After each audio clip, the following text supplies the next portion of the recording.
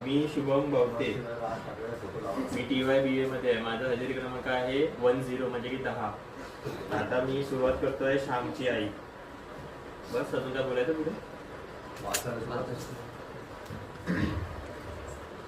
पुष्टकाळ वेगळ्या माणसाच्या मोठेपणा त्याच्या आई बापावर अवलंबून असतो. त्याचे पुढचे बरे वाईट जीवन त्याच्या आई बापावर अवलंबून असतात.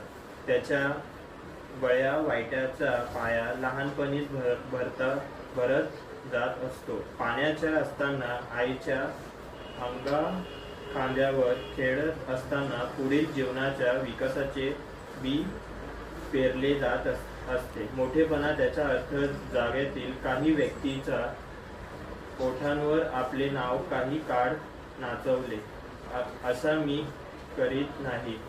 हिमालयाच्या आकृत्या असे प्रचंड व गगनचुंबी वृत्त असते की ज्याचे नाव जगाला माहिती नाही.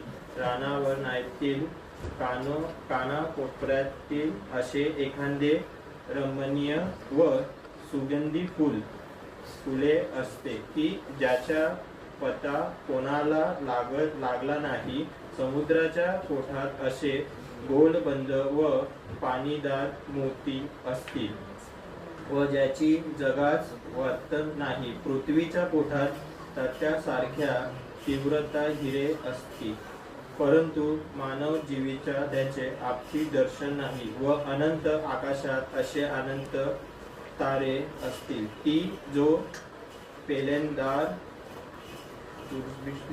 अजून दिसले नाही. मोठेपणा यांचा अर्थ जगाला माहीत असणारे असा मी करीत नाही. मी निरीक्षक होतो आहे, हळूहळू उत्तीर्ण होत आहे. हे ज्याला जाणीव आहे ते मोठा होत आहे. मोठा होत जाणाऱ्या परंतु व्यक्तीच्या ठिकाणी आई बाप उत्पन्न करतात. आई बापाकडून मिळालेले ही ईश्वरी दिन होय.